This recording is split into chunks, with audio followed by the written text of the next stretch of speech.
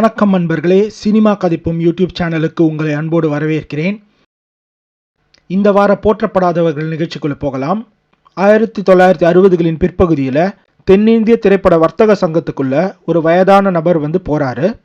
So அவர் தனக்கு படம் தயாரிக்க வேணும், அதுக்கான நிதியுதவி வேணும்னு சொல்லி கேட்குறாரு. ஆனால் அவரை பார்த்தவங்க இவராக படம் பண்ண போகிறாரு அப்படின்னு சொல்லிட்டு ஏளனமாக நினைக்கிறாங்க. ஆனால் அவர் பற்றின விவரம் தெரிஞ்ச உடனே எல்லாருமே அதிர்ச்சி ஆகுறாங்க. ஏன்னா தமிழ் சினிமா அப்படிங்கிற மிகப்பெரிய விருட்சத்துக்கு விதை போட்டவர் அவர் தான். அது மட்டும் இல்லாமல் தென்னிந்திய சினிமாவிலே பார்த்திங்கன்னா முதல் திரைப்படத்தை இயக்கியவரும் அவர் தான். அவருடைய பேர் ரங்கசுவாமி நடராஜ முதலியார். இவர் தான் பார்த்திங்கன்னா தமிழ் சினிமாவின் தந்தை என்று அழைக்கப்படுகிறார். இவரோட வாழ்க்கையை பற்றின ஒரு சிறு குறிப்பு பார்ப்போம். இவர் 26 ஜனவரி 1885ஆம் ஆண்டு பிறக்கிறாரு.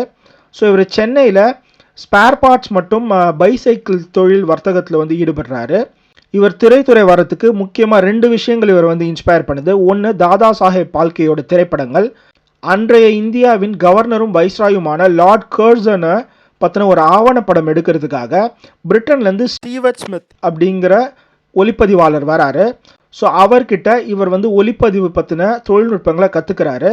பிறகு 1917ஆம் ஆண்டு சென்னை புரசவாக்கத்தில் இருக்கக்கூடிய மில்லர் சாலையில் தென்னிந்தியாவின் முதல் தயாரிப்பு நிறுவனத்தை தொடங்குறாரு. அந்த தயாரிப்பு நிறுவனத்தோட பெயர் இந்திய ஃபிலிம் கம்பெனி. ஸோ இந்த நிறுவனத்தின் மூலமாக தமிழ் சினிமாவோட முதல் சைலண்ட் ஃபிலிமான கீச்சகவதம் அப்படிங்கிற படத்தை தயாரிக்கிறாரு. இந்த படத்தோடைய குழுவினர் அனைவரும் தமிழர்கள் அப்படிங்கிறதுனால இந்த படமே முதல் தமிழ் திரைப்படமாக அங்கீகரிக்கப்படுது.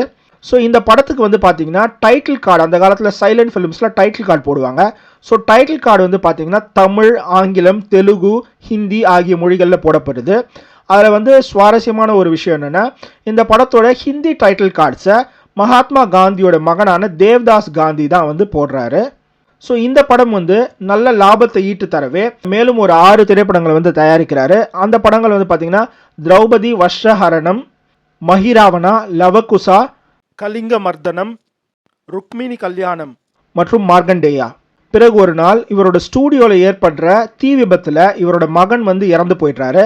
அதன் பிறகு 1923ஆம் ஆண்டு இவர் திரைத்துறையிலிருந்து வெளியேறிடுறாரு.